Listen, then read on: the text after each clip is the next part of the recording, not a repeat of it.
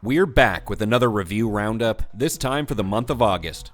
Here I'm going to go over everything we watched over the past month, quickly summarizing my thoughts on things I've reviewed, adding some color where necessary, and talking about some of the things I've been watching on my own time. As always, there may be some light spoilers for the shows and movies discussed herein, but nothing that would ruin things. Regardless, here's your obligatory spoiler warning. Starting off on the big screen, August wasn't a huge month for movie releases, but there was enough to keep us busy. The biggest release in our view, or at least the most talked about, was the long-awaited and much-feared Borderlands movie. This game adaptation managed to leave out all of the charm from the games, delivering a soulless cash grab that forgot to grab any cash, making it a historic box office flop.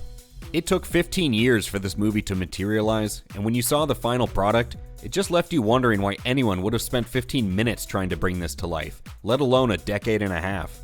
Another movie that managed to leave out all of the charm of its source material was The Crow. Gone are the deliciously gothic tones and themes, replaced with face tattoos and an in-depth look at a love story that no one wanted to see. The original Crow wisely left this detailed backstory out of its tale, and if this modern reboot is anything to go by, that was a brilliant move. This movie doesn't get going on the interesting stuff until you're halfway through the atrocious romance between Eric and Shelley, the two degenerates this movie fails to get us invested in. If nothing else, this 2024 version did get me to go back and watch the original, and it really helps you appreciate the moments of brilliance peppered throughout that 1994 cult classic. And I plan to make a video on those moments in the near future, so be on the lookout for that.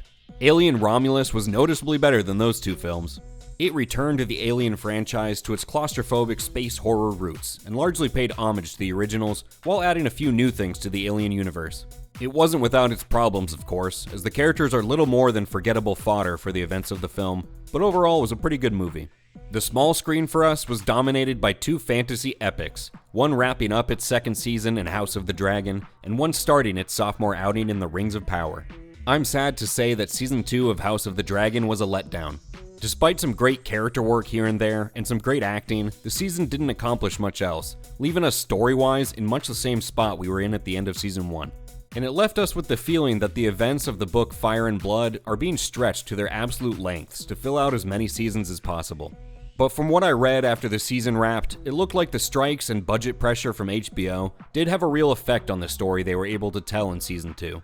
And I saw behind-the-scenes footage alluding to the events that would have unfolded in a potential episode 9 and 10, seemingly confirming what many people believed, that the season finale was essentially what we would have expected out of an 8th episode in a 10-episode season.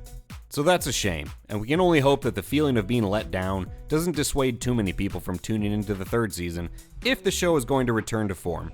I now own the very thick Fire and Blood book, so expect a bit more of an informed perspective when Season 3 comes around. On the other end of the spectrum, where very few people have any expectations of the show, The Rings of Power returned this past week.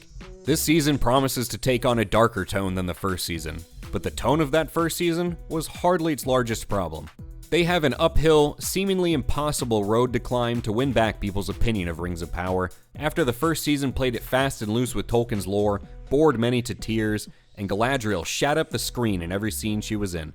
Well, with 3 episodes under our belt, the show hasn't taken any big steps forward, that's for sure. But the darker tint to the proceedings is a positive change, and focusing on Sauron's story is instantly more interesting than anything the first season gave us, so Season 2 is ever so slightly better so far.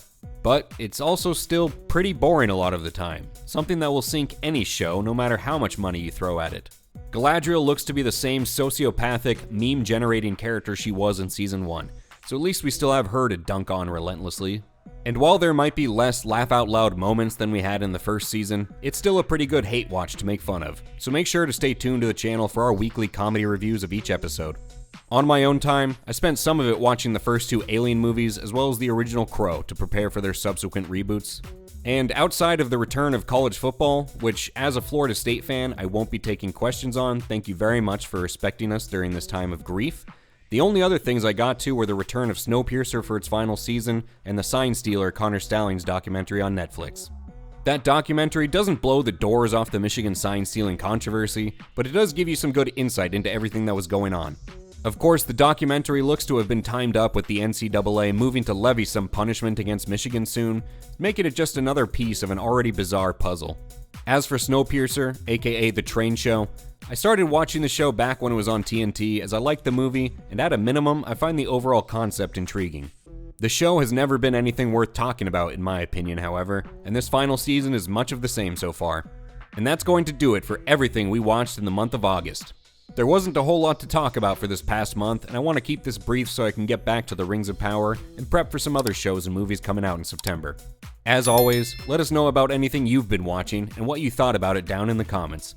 Thank you for being a bully during Don't Be a Bully month with us today, and we'll catch you on the next one.